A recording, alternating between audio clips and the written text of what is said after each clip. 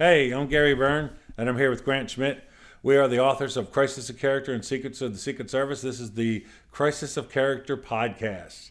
And we are going today to talk about basically comparing the Mueller investigation to Bill Clinton's and Judge Starr's investigation, against Bill Clinton, because I was deeply involved in that. And if you don't know, myself, Gary Byrne, my unfortunate claim to fame was I was the first employee of the U.S. Secret Service to ever be compelled to testify against a sitting president.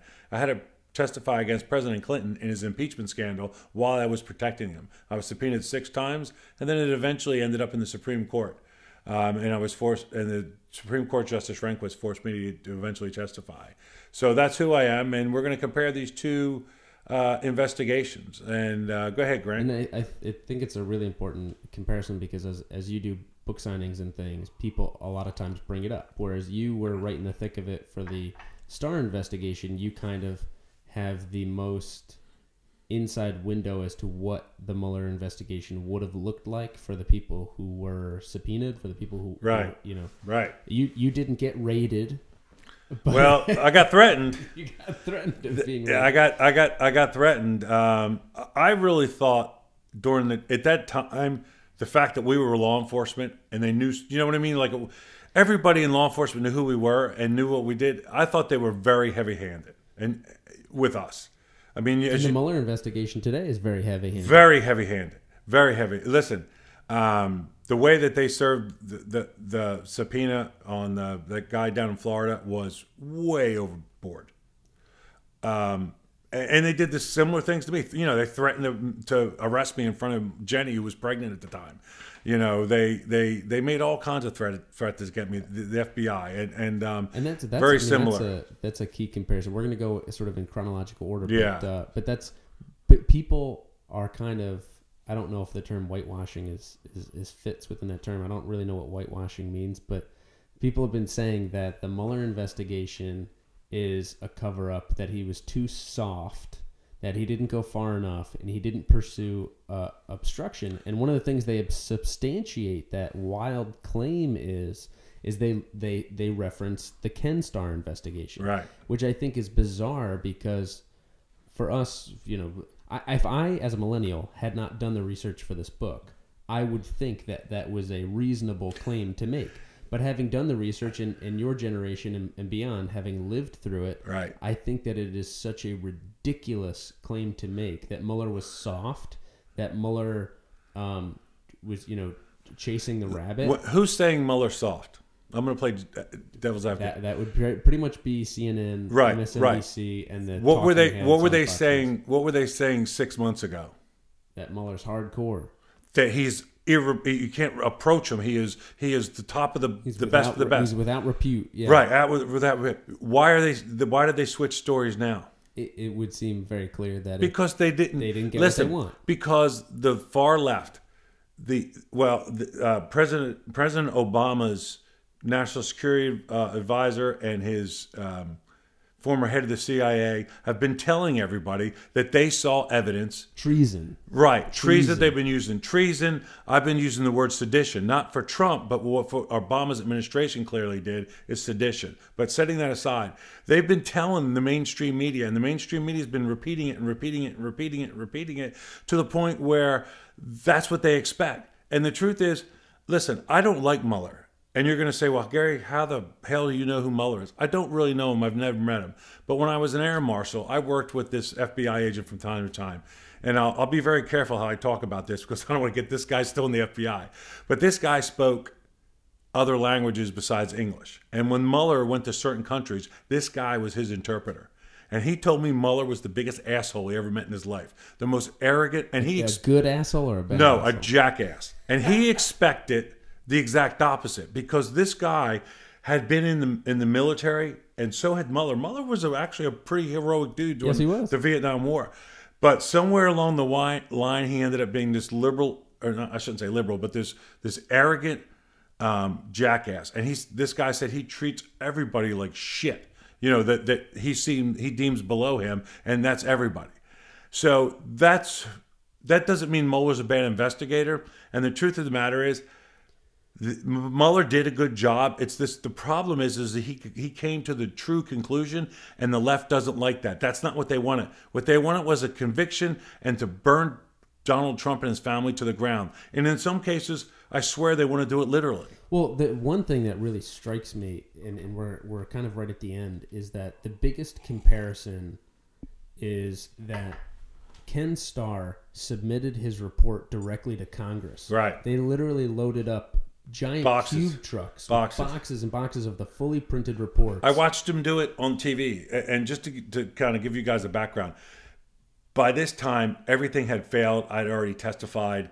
My life was... This was the conclusion of the report. Right. This was the Ken Starr report. By the time they showed these young guys picking these boxes up and loading them in these Chevrolet panel vans to take them up to Congress, and my colleagues and myself sat in the break room at the White House and watched them do it, and you'd have thought we were watching... You thought they were loading us onto the Hindenburg, because we knew that everything we said was going to go up there. And this is a key thing, you know... If ever involved in an investigation, be careful what you believe, what they tell you. These lawyers promised us left and right that our testimony would never be...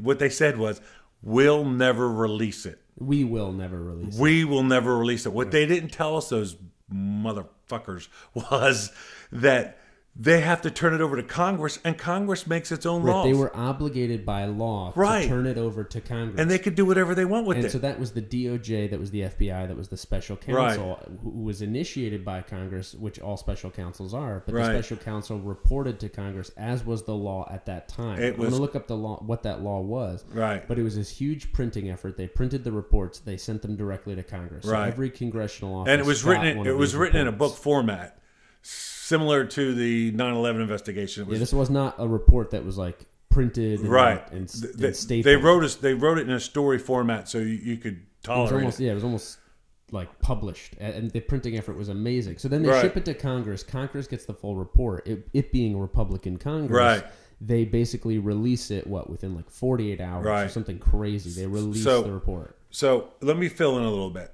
The reason that one of the reasons they're trying to make this Donald Trump investigation that is now basically over, and there was no collusion and no anything. One of the things you have to understand what the left is trying to do. The left is trying to make Donald Trump look as bad as Bill Clinton, and it's almost impossible. But that's what they're trying to do. They're trying to make this is Bill Clinton trying to guarantee his legacy. If they make Trump look as sleazy as Clinton was and is a very slimy guy. He was, listen, they didn't call him Slick Willie from nothing in Arkansas. They didn't refer to him as the Arkansas Mafia for no reason. And you have to remember this. When it comes to the accusations about Bill Clinton's behavior, and I've heard all the shit about Donald Trump, and I don't approve of any of it if it's true, but here's the thing. When you listen to Juanita Broderick tell her story, if you can't believe her, then nobody has ever been assaulted or raped. Well, that's That's what's so incongruous about this whole thing, is that you cannot espouse Bill and Hillary Clinton. Right, because you get both. Right, because you get both, and they were right there in the thick of it with each other, and no one disputes that. No one disputes that. Right. That's in Hillary's memoirs. That's in Bill's memoirs. That they were right. They used to call them Billery. Right, and the idea was that, he was lying, and then later on informed her, and then she was like, oh my gosh, you lied to me, blah, blah, blah. But then she continued to defend him afterwards. And if you compare the Paula Jones fiasco to what Supreme Court Justice Kavanaugh went through, there is no comparison. No, right. With Paula Jones, you had corroboration from sheriffs.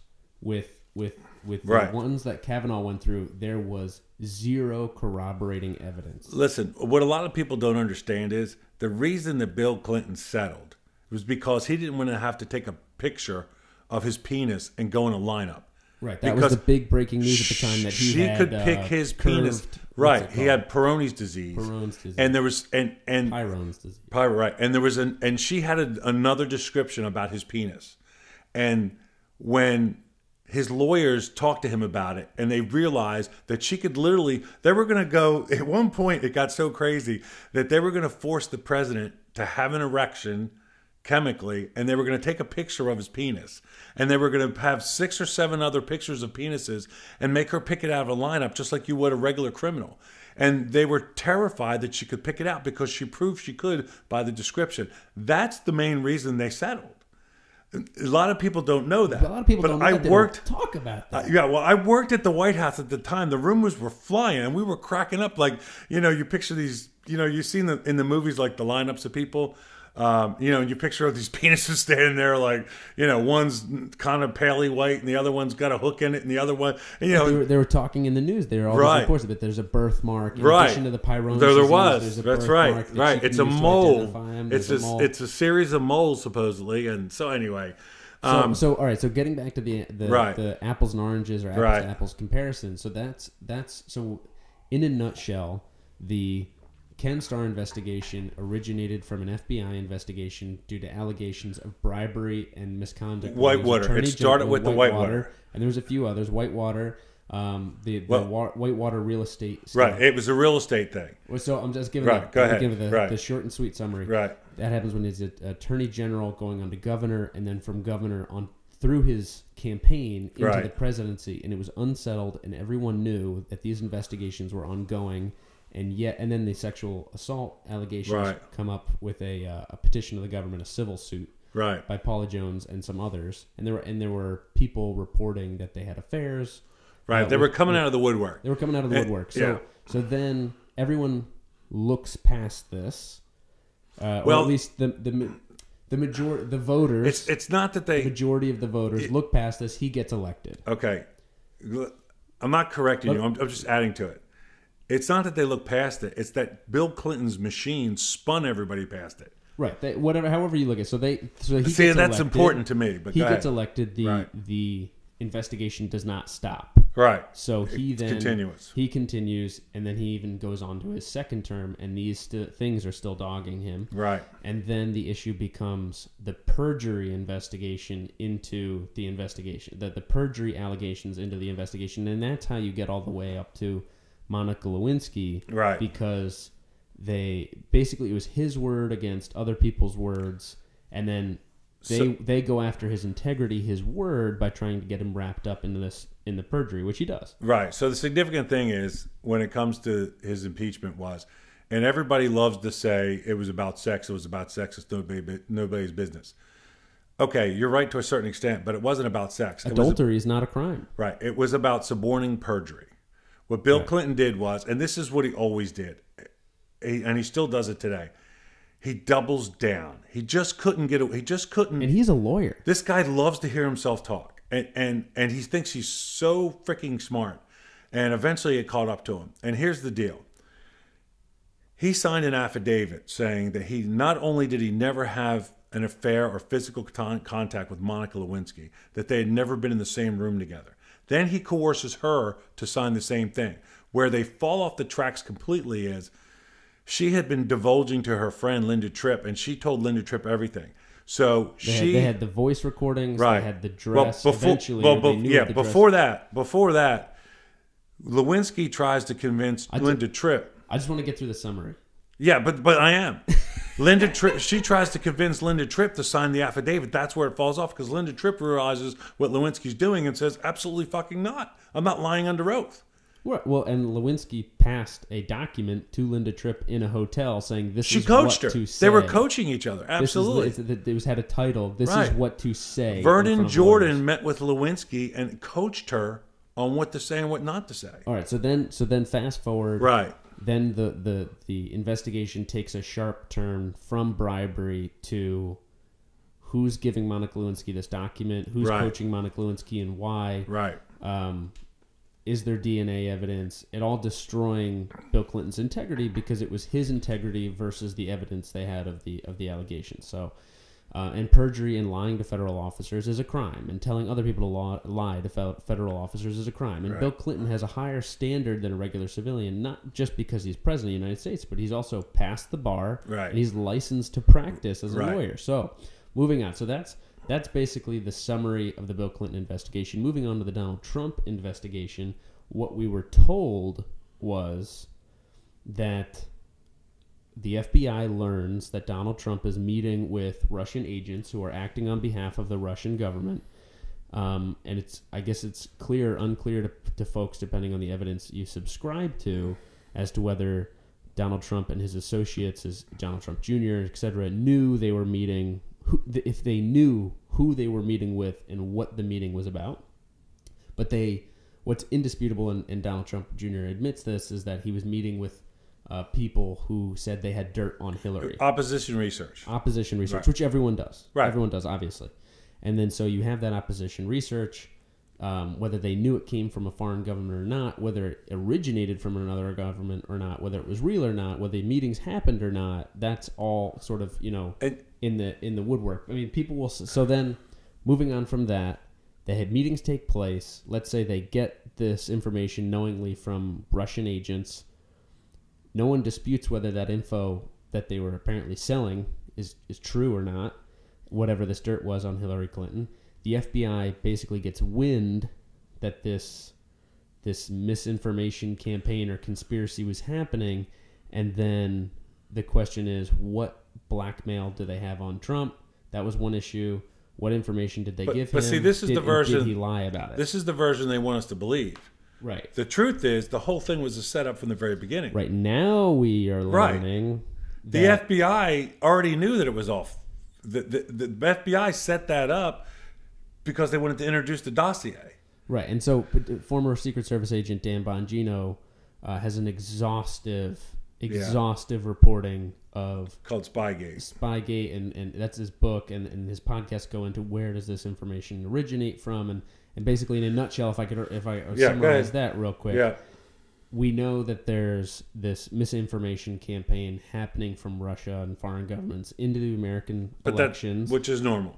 Which is normal because the United States does it to other governments, and it basically their design was to create fake news and misinformation on both sides. Some good for Hillary, some good for Trump.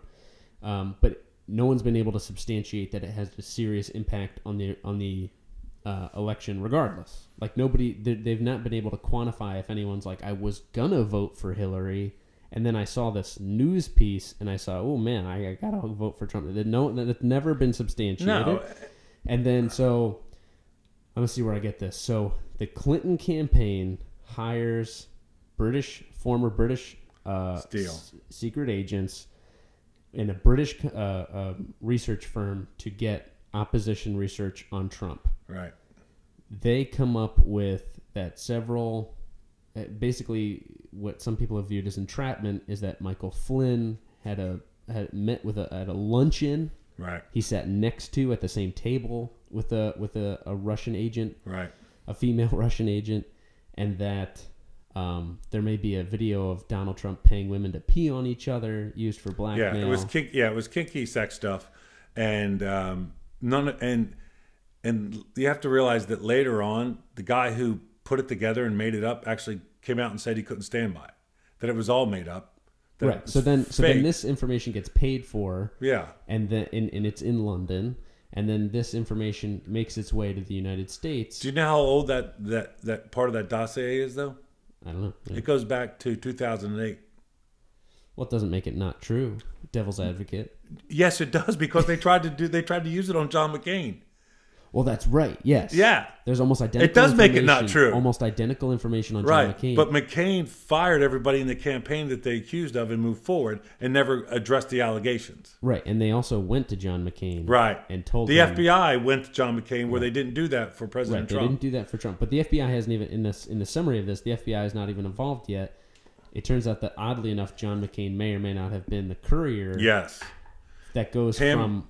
when the information went from London to the United States and then from the United States to the FBI, right, he may have been the courier. And that's the trajectory of the dirty dossier, which we don't know what's in the dirty dossier still to this day. We're starting to leaks and putting it together, and it's all filled with rumors and allegations, and we're still trying to see the concrete facts. So this dirty dossier makes its way to the FBI. The FBI wants to process a FISA warrant, which is a foreign intelligence service application. Yeah, you have to take it to a secret court. There's a secret court in D.C. When I say secret, most people don't even know where it is, and you look right at it. It's right around the White House complex. I'm not going to tell you where it is, but you look right at it. The reason I know it's there, a little side note, is because one of the jobs of the Uniform Division is, God forbid, there's an assassination of the president. You have to swear in the next president. The FISA court's 24/7. We can always get a judge from there. No way. Yes. Gary, I've never heard that before. Well, I've never said it before. So there's a group of Uniform Division officers at the Foreign Missions Branch, and that's we have a list of judges, and they're on the list. There's a couple of judges, other judges too, but the FISA court's 24/7. And right, because you need according to the Constitution, basically you need a judge to swear in the next president if there was to be an but it can be assassination. any judge. But since we're in D.C. Right. With JFK assassination, it was some local nearby female judge that they kind of pulled off of the street. Right. Yeah, she had something to do with the Farm Bureau. Like it was. Yeah. Yeah. So, but and they took her to Washington with her. But setting that aside. So then back to the summary. Trump. Yeah. So they get to the dirty dossier. They go to the FISA court. It's essentially not corroborated by the FBI, which is one of the major issues. So the FBI never did an investigation to substantiate the dirty dossier, how they got it, where it came from, who was corroborating it. Nothing, no corroboration. Right. So here's the thing. We don't know exactly what Comey and the other people involved who signed off on this exactly said to the FISA court. What we do know they didn't say, that's more important. They did not tell them that it was paid for by the Clinton campaign. That's incredibly important because when you look at that, it was paid for. It means it was made up. It doesn't matter at this point if it's true or not. It was paid for by the opposition. We're the United States of America. We're not some fucking banana republic. Right. And that's what they turned us into. It'd be like if you have an alleged drug dealer calling the police and saying, hey, there's this guy who moved in a block away from me. He's selling drugs. You should go knock him off. Right. Whether the allegation... One, you have to substantiate that allegation because swatting today is a real thing. You can't just go knock somebody off because you got an anonymous tip. And you have to know where that came from, what the person's playing. But this is the way the Clintons have always worked. And we've documented this in the first book, Crisis of Character. And if you pay attention, this is the way the Clintons always work. Whenever they're accused of something, they deny it first. And then when they get caught up and realize it might be true, then they try to make it look like everybody else does it. Again, you have to understand that from my view, all of this, it was to help Hillary Clinton win the campaign, but it was also to make Bill Clinton not look as scummy as he is. They're trying to push Donald Trump down and Bill Clinton up at the same time. That may not be exactly what they started out to do, but that's what they're trying to fix. It's also fixing Bill Clinton's legacy. I can't help but I think the messaging on their part has completely fallen apart. Oh, it's insane. Because it was so incongruous. I mean, and no one needs to. If anybody has any doubt, if there's any Hillary supporters really clinging to that idea, that the basic thesis of Crisis of Character, which is what you said, that they have this modus operandi, this pattern of behavior, and when the next thing pops up, if you look at their past behavior, you'll be able to see what's really going on. Right. And if anybody doubts that, they need only look at the email.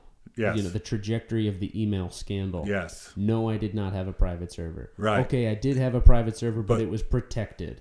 And then what was it? Not really, no. Then there was no classified information on it whatsoever. Right, and I haven't even gotten there because the Secret Service was supposedly protecting it. Or they were not protecting it. They didn't know what they were protecting. No. They asked an agent for some IT help, and he was like, "Yeah, I work with computers." And then he realized, he was like, "Oh, yeah, State Department's involved on this. No, I want nothing to do with it." Yeah, no, I didn't ask the State Department to bring down their firewall for my special email at my special server.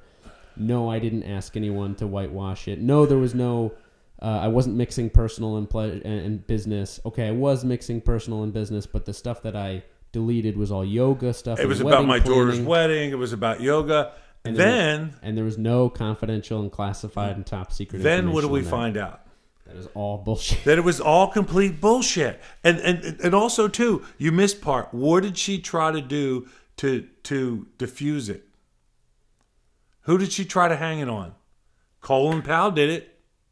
Oh, that's right. She tried to blame it on Colin Powell because he told her when he was Secretary of the State that he also had, he still used a device to communicate to his family separate from the government. So what she did with that, she said, oh, well, then he used 2 devices. That's not what he did. When he wanted to send a message to a family that didn't have to do with State Department business, he sent it on his private cell phone. Well, and even if he did, doesn't excuse the No, behavior. it does not. And it doesn't excuse the lying, because in your example, Colin Powell didn't lie. No, he did not. In the Hillary Clinton example, it's lie after lie after lie. It's lie after lie. So now that we understand the modus operandi, let's get back to the Mueller and Starr comparison. So now that we've covered the origination of both things, so Congress says, we have to do our due diligence here. That'll be a switch. Right. Since when? And establish a special counsel investigator, someone who's bipartisan, someone who is basically free to, in secret, conduct the investigation as to these charges. So that would be Ken Starr, who originally was a Democrat. Okay. Yeah. You what you said is all true, but the real reason they sparked the special investigator was because the second in charge of the DOJ writes a letter to Trump telling him to fire Comey. He writes a letter saying, I recommend, based on what Comey did, that you fire him. So then he fires him, and then they turn around and say, well, since he fires Comey, we need someone independent. Independent. The accusation was that Trump put in somebody who was a lackey. Trump put in someone who was complicit. That's Comey, before he leaves office, hires Mueller. They're best friends. They're former directors. Right. It doesn't get any more. You're looking for collusion. It's right friggin' in front of you. Right. And so, all right. So with Mueller, he gets appointed because Comey did 2 things. Comey let Hillary off the hook after the whole tarmac meeting, and basically let her off the hook before they interviewed her. He let Hillary off the hook for the emails. He let Bill Clinton off and let her lynch the tarmac meeting. For the tarmac meeting, and we have to talk about that for a second, because that's another real quick. I'll make this quick. Here's another example of the Clinton's modus operandi. The meeting never took place. It's bullshit. Then a reporter comes forward. He happens to see them through the windows, and he takes pictures of it. He can prove it. So now they're saying, oh, okay. Oh, yeah, you're right. We did meet, but we just talked about our grandkids in golf. Then somebody from the Secret Service leaks out that not only did they meet, but they forced the protective agents from the FBI for Lynch and the Secret Service agents for Clinton to get off the planes and move away. That's not normal. Again, this is the thing. Like you say, that's not protection. Right, it's not protection. And again, it goes back to the way they work, the Clinton machine. It never happened. Oh, it's innocent. We're talking about our grandkids. Where were the protection guys? Well, they were 40 feet away outside the plane. Because we were talking about our grandkids. Talking about our grandkids, right, because that's classified. Complete bullshit. Bill Clinton, this is the way I talked about it when it first happened, and I'll let Grant take back over, was Bill Clinton met with Lynch to remind her that 20 years ago, he gave her break. He appointed her to the federal government, and he was reminding her it was time to pay back the Clinton machine. And whatever she had to do, she was going to release Hillary from any legal obligation for the crimes that she had obviously committed. And now when I say obviously, you cannot disappear and bleach bit 30,000 government emails. They belong to the taxpayer. They destroyed devices. Her staff came forward and admitted this crazy shit. And Comey gave them a pass. Legally, he gave them impunity. He gave them in exchange for testifying, in exchange for participating, he agreed never to prosecute them for the destruction of evidence that they did. But he legally can't, it doesn't stand up in court. Well, if you watch the news, they're telling him that it stands. It does not. That'd be great. Yeah, they can go after when Comey eventually, especially if Comey ends up getting charged with something. He was working outside the color of law. He was working outside his scope. He was doing what Lynch was supposed to be doing. He does not really have that authority. Lynch it still has to be. It's still there. There's still a question if Lynch actually had the authority to tell Comey he could do it. So there's a lot of leeway there. And they called it a issue. They didn't say an investigation into a crime. They said it's an investigation into an issue. They have texts that text back and forth that prove that they were manipulating the words they used to soften it up. Again, it's the Clinton. Right. Now, let's say I put much of what you said into the commentary category. Right. The facts remain that if you look at the trajectory of what they said versus what they later had to admit happened, and then if you get to the end where, okay, with the tarmac meeting, okay, it was our conversation was benevolent. Who can disprove that? Nobody. But the facts, I think, give so much leeway to so many. It just doesn't hold weight that they would do all that and then have a benevolent conversations, and you have to work through so many conspiracy theories, right? And it's because this odd, crazy, abnormal behavior, right? What could be, right? The lying, the lying, the manipulation. It doesn't give weight to. Right. We were just talking about yoga on the email, and we were talking about our grandkids on the time. And to reinforce what you're saying, when you take what we know about the texts between Strzok and Page, and they're talking about a backup plan, Plan B, and they're referring. I won't let that happen. Right. And here's the other thing too. We've lost complete sight that a senior guy in the FBI is banging a senior woman in the DOJ. Were they really fraternizing? Yes. No way. They were having an affair. That was the whole thing. And he's a married guy, and nobody's, back in the old days of the FBI, that would have been immediately grounds for dismissal because of embarrassing the FBI. Well, and I would say that for a lower ranking person, that would still be. Oh yeah, but that's part of this whole issue, that there's two sets of rules. We've lost sight of it. It's absolutely. Right, so getting back to go ahead. So now going back to the Ken Starr comparison. So Ken Starr was originally a Democrat, and then he is appointed special counsel because, like Mueller, he was without he was stand-up dude. Everybody respected him. The worst career decision he ever made was to take that job. Because the Clinton machine, Stephanopoulos, Rahm Emanuel, Paul Begala, James Carvell spent the next 2 years destroying Starr. Yeah, they did, and it's both Republicans and Democrats in Congress said Mueller should run its course. Right. There were very few Republicans, and I would say that Dan Bongino and a few others, commentators mostly, were saying this is a witch hunt. I mean, Trump was obviously saying it, but Trump was saying this is a witch hunt, let it run its course. Right. Whereas Judicial Watch and Dan Bongino and other commentators were saying this is a witch hunt, end it now, because it had criminal origination, it's criminal to keep going on it, and it should just be ended, end the damage. Right. But both Republicans and Democrats in power wanted it to run its course. So one of the things you have to keep in perspective is, and Bongino talks about this, and he proves it, that somewhere, maybe even less than 4 months into the investigation, Mueller already knew there was no crime committed. He already knew that. And you cannot say that, anybody from the left that's trying to say that Mueller didn't go far enough. It's not that listen, there were so many subpoenas and investigations, and they flew all over the world interviewing people. The problem is they didn't get the answers they wanted because they believed what Obama's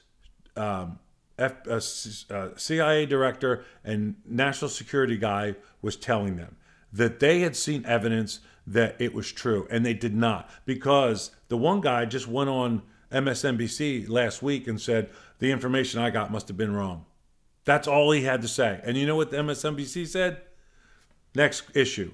This guy said flat out that he knew that there was evidence. The former CIA director, I forgot his name, but yes. Yeah, his name, it'll come to me in a minute. I don't want to say the wrong name, but... Yeah. Brennan. Right. And he's such a pompous jackass. He went from full-on, this dude is a Russian agent committing treason. Right. They actually talked I must have had bad information. They actually, when President Trump met with Putin, they actually were implying that Putin was handling him. That he was his handler. Yeah. Now the biggest comparison. It's complete. There's no evidence of that. It's complete bullshit. Well, so here's Republicans are now saying there is no evidence of that. I think that's like the tagline. Democrats are saying, well, we haven't seen the evidence. We cannot draw that conclusion for ourselves. But with the Ken Starr investigation, he submitted his full report in those books, and the Congress was able to see all the evidence at the time, no redactions, which they made it public later without any care for smearing things that needed to be redactions, methods, and things like that. So that was a big deal at the time during the Starr investigation because they went back and forth. Of course, the Democrats wanted to keep it all quiet. And Newt Gingrich basically said, no, the American taxpayers paid a lot of money for this.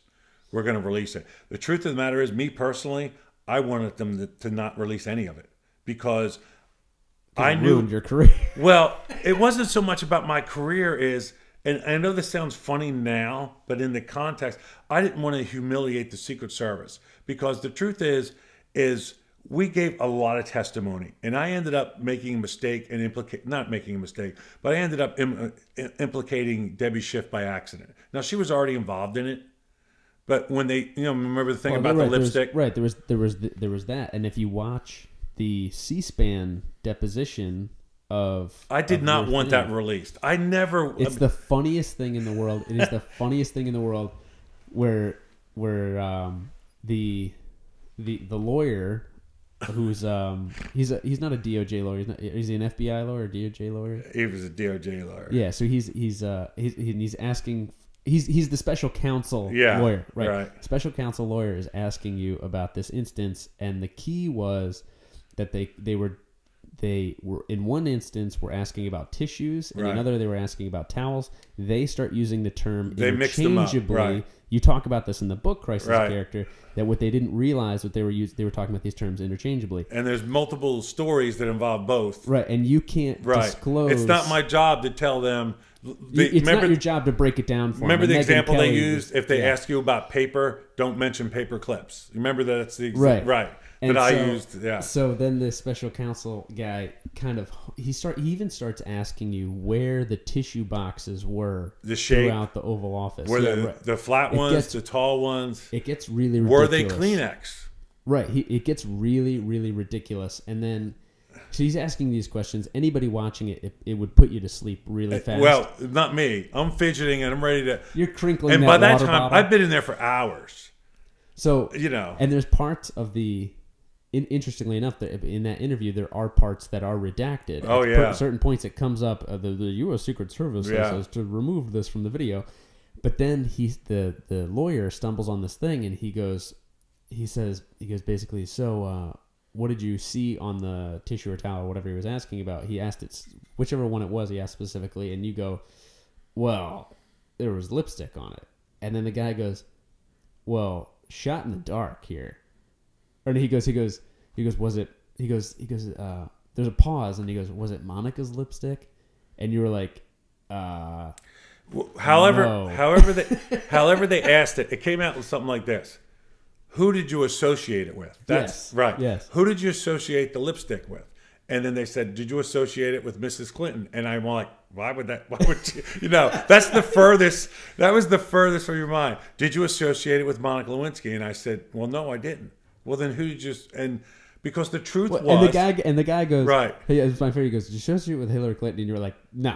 And he goes, did you associate it with Monica Lewinsky? And you were like, no. And then there's a big pause in the room, and you can only see on the video, you can only see Gary's face. And he goes, well, shot in the dark. Yeah. Whose lipstick did you associate, or what person did you associate the lipstick with? And you're like, and then it goes, this part of the video has been redacted. So U.S. Secret Service. So here's the thing. I was trying to talk about as few people as I could, but I wanted to make sure I told nothing but the truth. It was, and listen, I'm not going to tell you that I didn't get a little confused at times, because they were, Well, the Associated Press and the LA Times, everyone who watched that video and wrote articles on it before the book came out, they got confused. Right. They neglected to check out the clarification in the book when it was actually published a week or two after the articles came out. No, well, they didn't want to know what the truth was. They wanted their own agenda. But the truth is myself and my colleagues, we did the best we could. We told the truth 100% of the time.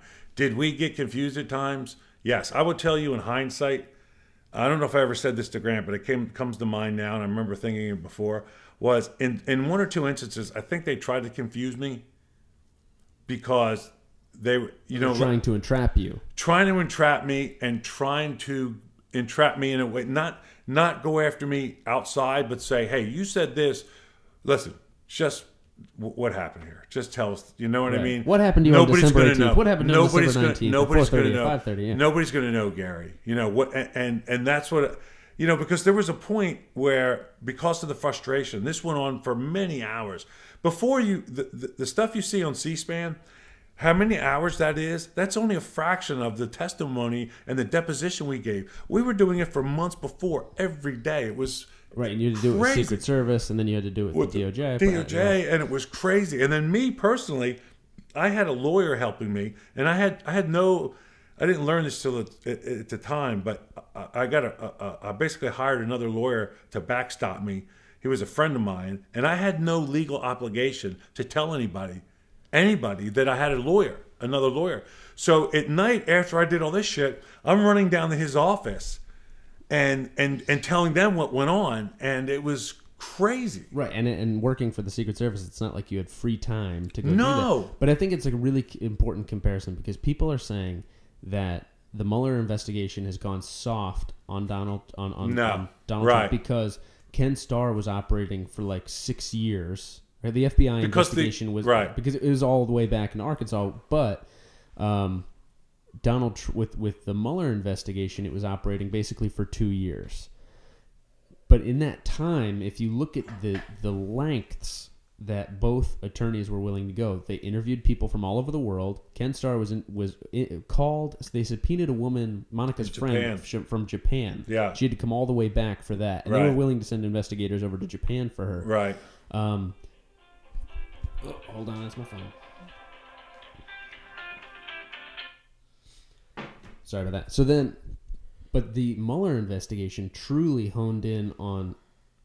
They went far, and they went wide, and they went deep, and they honed in on some few people, and those people were not able to use government lawyers. Right. And those people, like Papadopoulos and so on, had to go out of pocket for their own legal defense. Right, which was an issue for us, but. But their lives are ruined. They literally were made broke by this. And this is two things I want to point out real quickly to put this in kind of in a nutshell.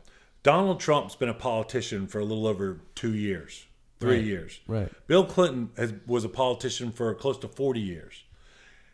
His accusations of wrongdoing go back from day one. But when he first, even before, these are governmental wrongdoings as opposed to private sector. Right. But even go back to okay. Let's leave his private life out of this. Even from his very beginning, his first term, and you have to know this about Bill Clinton, he got elected Attorney General and then lost the next election. And it was very humbling to him. And that's why he got one of the other nicknames he got, besides all the other bizarre nickname, was the comeback kid, because then he won the next election and then he became a governor. But he was always accused of slimy things, and there was always evidence.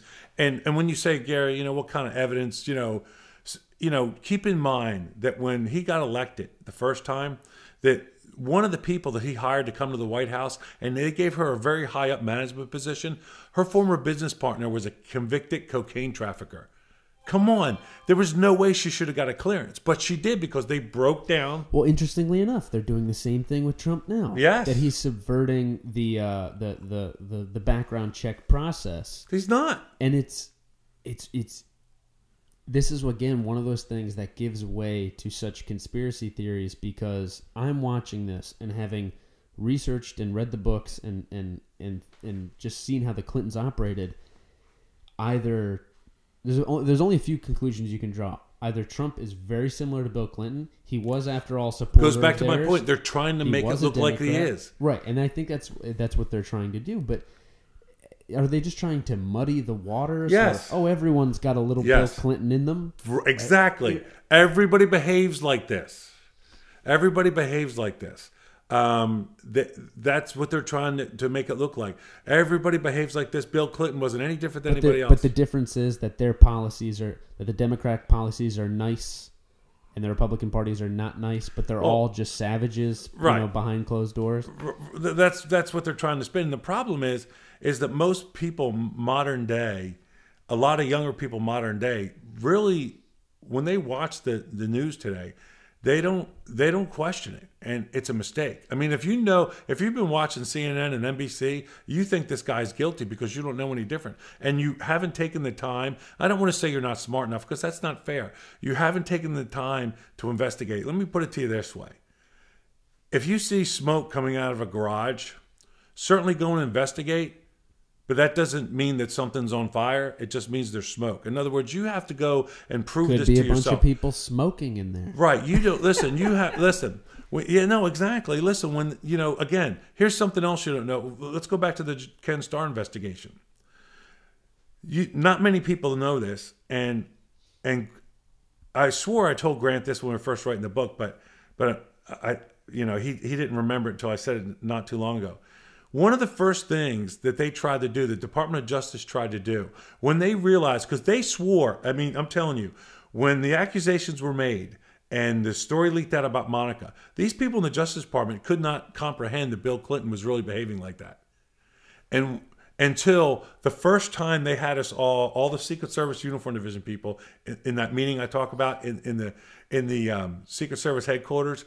And one of them insinuates, this won't take too long to prove that it's not true. And we all looked at each other like, what do you mean it's not true? Are you saying the sun's not hot? Are you saying the earth does not spin? Listen, we've been protecting these people for years. It's, we didn't come out and say it's all true, but we're like, are you kidding me? They're pretending that there's no evidence right. for it. This guy's having so many affairs at one time, we can't even keep them straight. We don't, there's We're the Secret Service. Yeah, they're on the road. There was a list, they called it the Jogging List. And the Jogging List was a list of women that would show up to go jogging with him in the beginning when he was jogging outside. It turned out it was just a list of women that he was going to date or see. I found that out later on. But the point I was trying to get to is when in the very beginning, to try to protect Bill Clinton, one day I got home and Jenny said, your friend Brett called you. And we weren't supposed to be talking to each other. And, yeah, so I decided to call him back, and when I called him, I said, Brett, I'm going to write this down and report to them like we're supposed to, that you and I had to talk.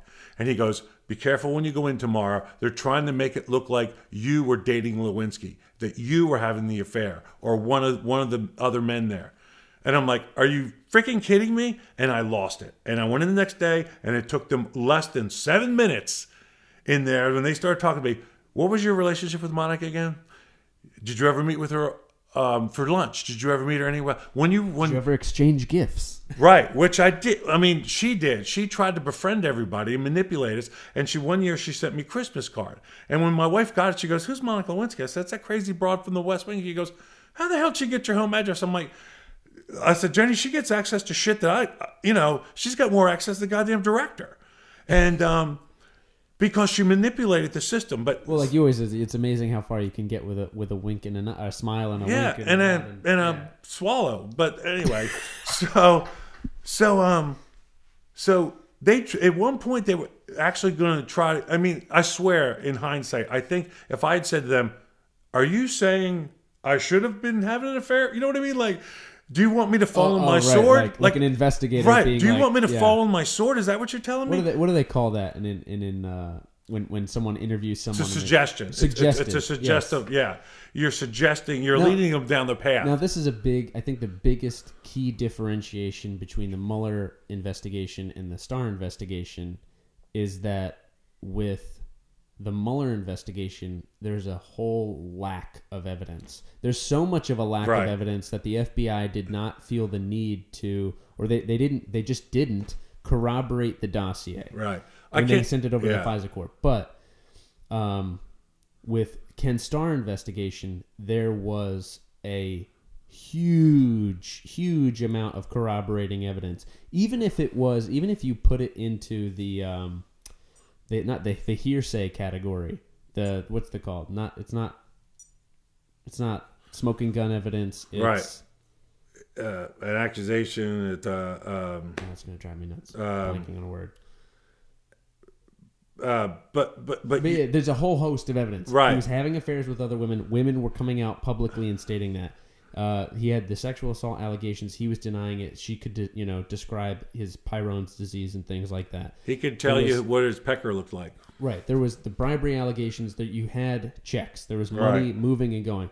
And then with the Trump investigation, the accusation of Russian conspiracy or collusion, and there's just where's the evidence? Listen, if Mueller's report, if anything that's been said about Mueller's report was not true, Mueller and the 17 Democrats that he hired to investigate Trump would have come out and said that wasn't true. That so my point to saying this is eventually when Attorney General Barr gets done reading it and makes his report and then releases it, it's going to be so anticlimactic that even more anticlimactic than it is now.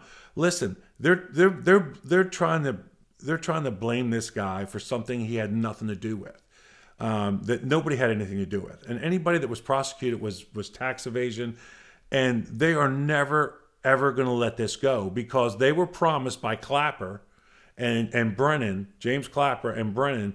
And Comey, that there was evidence, and it's not true. And the reason they said that was because they're part of this Obama plot, this Spygate thing, to keep it going. And and not only are they trying to make Bill Clinton look better, but they're trying to make you forget that Hillary Clinton is going to be eventually investigated for these emails, and she's probably going to jail. There's no legal ramification. They can't investigate what she did. Well, I think the big thing is that they're trying to convolute it so much. They are. If they can get 10 years between them and Hillary's crimes with these emails and such, they can say, "Oh, well, that's old news." Right. Well, everything is old news when it comes to the Democrats. Right. That's a settled issue. Right. And things like that, but it hasn't been settled.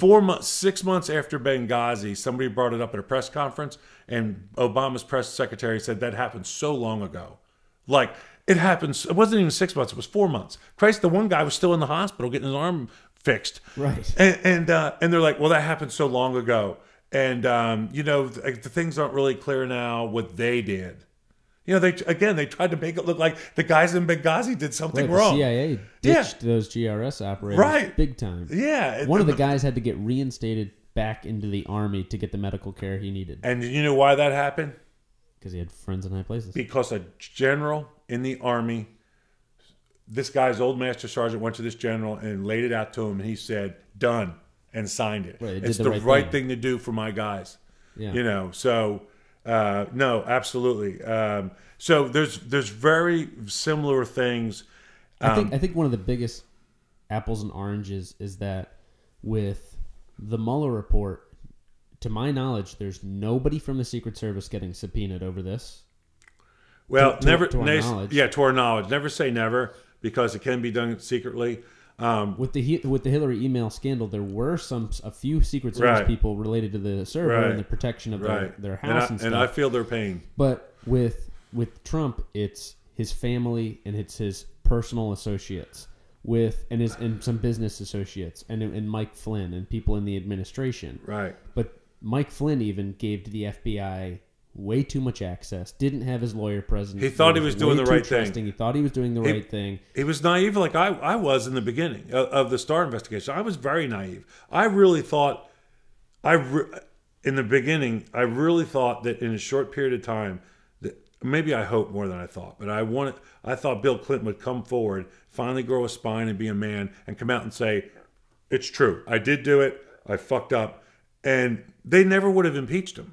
They wouldn't have. It never would have. Nobody doubts that. If he had come out from the beginning and said, "I didn't do bribery, but I did do adultery," he would have gotten a complete pass. But like we always say, legally speaking, at least, right? Yeah. What we always say, which is a fact about human beings, if you want to predict their future behavior, look at their past behavior, and this is the way he has always acted, always behaved. Bill Clinton has always behaved. Again, it didn't happen. It's a lie. It's the right-wing conspiracy. Oh, well, okay, that one time, but everybody does it.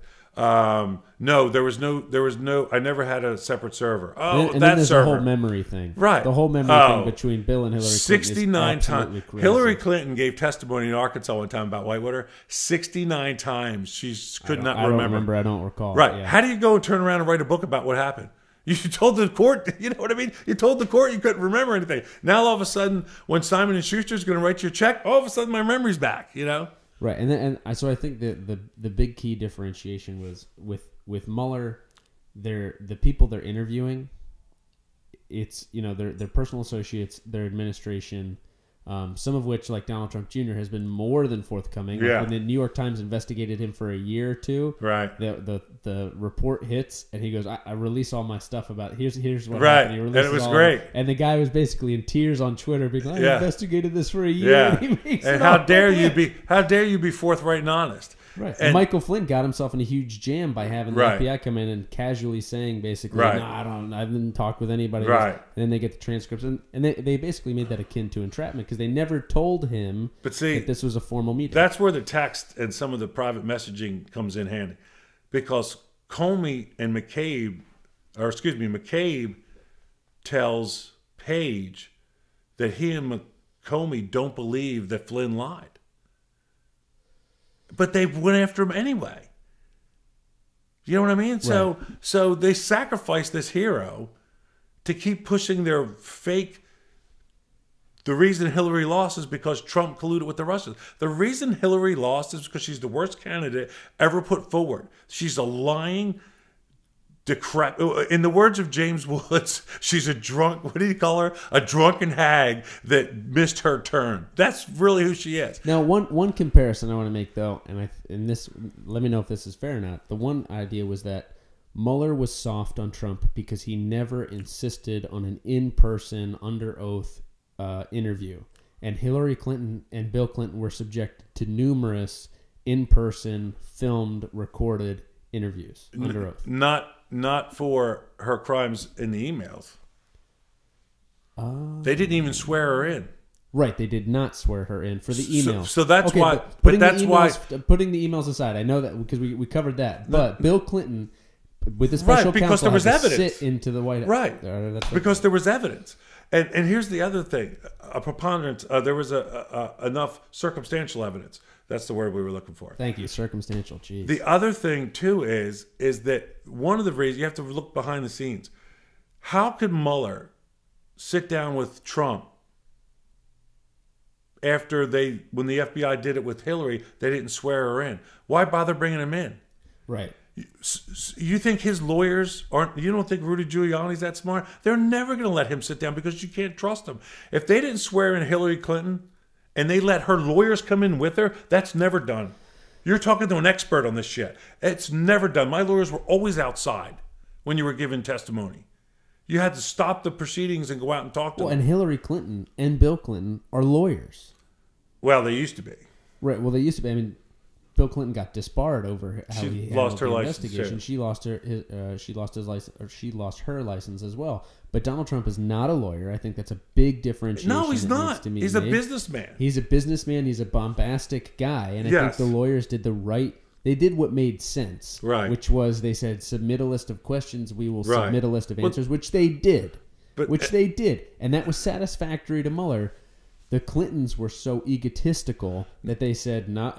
They took an affidavit, and Bill Clinton, in the most extreme circumstances, not only have I not had an affair, I've never been alone in the same room with this woman. Originally, that's the key difference. Before they realized that was happening, at the time during the Starr investigation, they insisted on a list of questions. They did do that at first, but then when they realized he was already lying, I mean, there was evidence that he was already lying, substantial, circumstantial evidence, and I mean a substantial amount of it. There was all kinds of shit going on. And that's when they started. That's when they insisted on the interview in the White House. You know, the deposition that you see, and what is the thing that sticks out in your mind most about that? Two things. The most important one to me is he literally tries to argue with the meaning of the word is. Yeah, I mean that's. Is that grasping at straws? I mean, he should have stood up, threw a yellow flag down, and said, "Flag on me, I did it." Right. Paula Jones is telling the truth. Sex and the definitely if oral sex is considered sex. Right. And here's where I tried to support him. Because I said, if you can convince Mrs. Byrne that oral sex is not sex, dude, I'm behind you 100%. But it's not going to happen. Even adulterous. Because, because it involves the man's penis, and that's sex. I'm sorry. That's just the way it is. You can take it out of the Bible. But even if forget the whole, like you were talking about the moving the goalpost. Yes, I never was alone in the same room with that woman. Okay, I was alone in the same room with that woman, but we never had an affair, right? Okay, we did have an affair, but it wasn't sex. Yeah. Okay, it was oral sex, but it wasn't sex. Sex. She performed it on me. I was just unwilling. A bystander. Right. I just happened to be there, banging my head on the bathroom wall. Right, and my cigar does not count as my own. Right, my cigar had its own mind. I mean, that's just I think in wrapping this up, that is the biggest substantiation. Where with Bill Clinton, you literally had DNA evidence, and with Mueller, there is no DNA evidence. There is no blue dress. Right. There is no log books outside the Oval Office. And the reason there was DNA because Linda Tripp did the right thing, and I just want to say this real quick. I try to remind myself to say this. Everybody rips her apart because she was Monica's friend. Linda Tripp, in my opinion, if she hadn't done what she did, based on my experiences then, not in hindsight, but then and now, I should say, Monica would not have survived that scandal. Either one, she would have, had a one-car... She talks about it in her memoir that she was considering taking her own life. And her family members in her memoir talk about that they were concerned that Monica was going to take her own life. That, and I think there might have been a one-car Arkansas suicide. Either way, I don't think she would have survived it. Monica can be mad at Linda for the rest of her life, and but the reason Monica's known about being the oral sex queen is not Linda's fault. It's Monica's behavior. Linda Tripp did the right fucking thing. And I'm going to go into the deep end on a little bit because you touched on it. Go right ahead. With the Trump administration, there is not people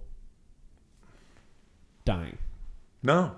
Right? With the Clintons, whether it is benevolent suicide, which is not a term. Right. Whether they honest to goodness committed suicide or there's craziness going on. There was always something. The level of hysteria and craziness inside the administration, within the Clintons, was a huge differentiation because they knew it was true. Right. They knew that the accusations were true in some way, shape, or form. I think that's why the stress on you was so great. And with the Trump administration, they're so brazen in there. It's a witch hunt. It's not true. Oh, FBI wants to come talk to me. Yeah, guys, come on over. Yeah. And I think that's the big thing. So, all right, let's wrap it up. So again, I'm Gary Byrne and Grant Schmidt. We are the authors of Crisis of Character and Secrets of the Secret Service, and the podcast is the Crisis of Character podcast. And thank you so much for listening. Grant, you want to wrap it up after that? Like, subscribe, follow Gary on YouTube, Facebook, and Twitter, and Instagram. And we'll keep bringing you this sort of content. And let us know if you want us to talk about anything specific. Whether it's from the books or anything in life. Take care. Bye-bye.